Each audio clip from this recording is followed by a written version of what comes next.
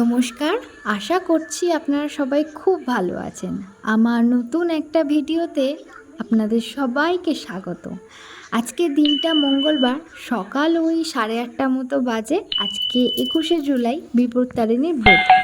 আজকে মঙ্গলবার, আমরা সকাল সকাল বেরিয়ে পড়েছি বিপত্তারিণীর ব্রত পালন করার জন্য, যেটা রাজপুর চণ্ডীবাড়িতে। আমরা ওখানে অঞ্জলি দেব মায়ের পায়ে, আর তার সাথে ব্রতটা রাখবো। তো মারা যেহেতু শনিবার করে নিয়েছে, আর যে ব্রতগুলো বাঁধা হচ্ছিল বাড়িতেই, প্রতি বছরই আমাদের বাড়িতে ব্রত বাঁধার নিয়মটা হয়। তো মারা যেহেতু আগে শনিবার করেছে, তো তার কারণে শুক্রবার রাতেই আমরা সবাই মিলে ব্রতগুলো গুছিয়ে বেঁধে নিয়েছিলাম।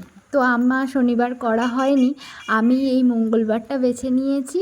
মঙ্গলবার দিনকে আমি আরও একসাথে সকাল সকাল রাজপুর বিপত্তারিণী মন্দিরে, মানে বিপত্তারিণী মা চণ্ডীবাড়িতে দুজনে ব্রত পালন করতে যাচ্ছি। আর সকালবেলার ওয়েদারটা এতটা সুন্দর, আর তার সাথে জয়ন্তপুর আড়তের সামনে দিয়ে যাচ্ছি, তো ভীষণ ভালো লাগছে।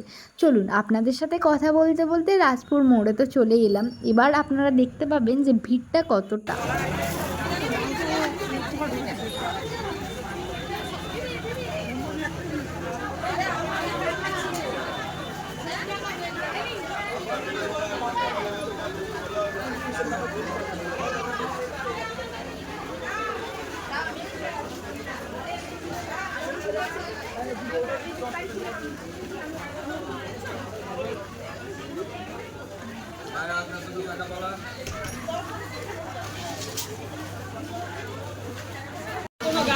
আগেরবারের শনিবার যে ব্রতটা ছিল, তো সেই শনিবারের ব্রতটা আমার করা হয়নি।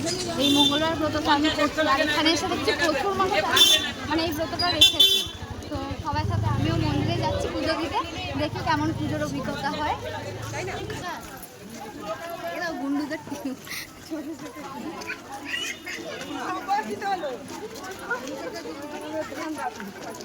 আমি যে কোনো সময় এসে যখন পুজো দিয়ে যাই এখানে, সেই দিনগুলোর থেকে কিন্তু আজকের দিনটা পুরোপুরি আলাদা।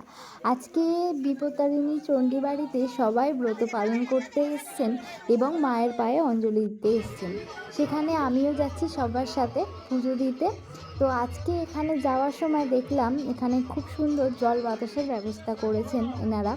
তো এখানে যারা পুণ্যার্থীরা আসছেন, এখান থেকে জল বাতাসা নিচ্ছেন এবং নিজেদের উপোস ভঙ্গ করছেন।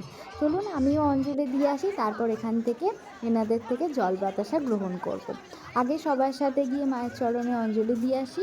আজকের দিন কিন্তু খুবই একটা গুরুত্বপূর্ণ দিন। আজকে যে ব্রতটা আমরা করছি, আগামী দিনগুলো যাতে আমরা বিপদমুক্ত হই এবং আমাদের পুরো পরিবার ভালো থাকে, সবাই যেন সুস্থ থাকে, আর সবাইয়ের জন্য শুভকামনা করি। সবাই আপনারাও ভালো থাকুন, আর আমার পরিবারটাও মায়ের ভগবানের কৃপায় ভালো থাকে।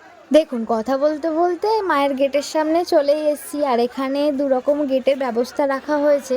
তো আমাদের কাছে যেহেতু গেট পাসের একটা টিকিট ছিল, দুটো ছিল, তো একটা দেখিয়ে আমরা একটু তাড়াতাড়ি প্রবেশ করার চেষ্টা করছি।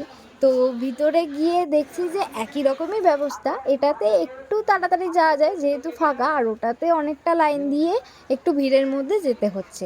তো দুটোই মানে অনেকটাই এক বলা যায়। তো এখান থেকে আমরা সোজাসুজি অঞ্জলি যেখানে হচ্ছে সেখানে যাব, গিয়ে দেখব যে কেমন কি ব্যবস্থা। আমি আগেও এসেছি, আমার একটু অভিজ্ঞতা আছে, কিন্তু প্রতি বছরই তো নানা রকম অনেক কিছু চেঞ্জ হয়, তো দেখছি এখানেও কিছু চেঞ্জ হচ্ছে কি না।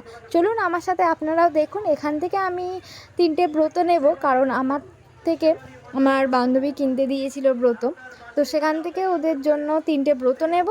তারপরেই আমরা সেই ব্রত নিয়ে মায়ের পায়ে অঞ্জলি দিতে যাব।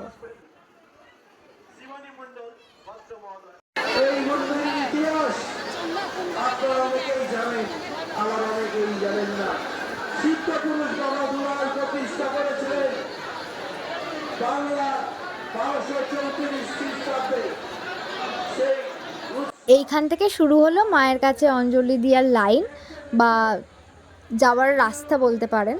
তো এখান থেকে আমরা এগিয়ে যাব অঞ্জলি দেওয়ার জন্য। ওখান থেকেই মায়ের চরণে অঞ্জলি দেওয়ার জন্য ফুলের ব্যবস্থা রাখা হয়েছে। তো সেখান থেকে আমরা ফুল নিয়ে ওখানে দাঁড়িয়ে প্রথমে ব্রত কথা শুনবো, তারপরে অঞ্জলি দেব।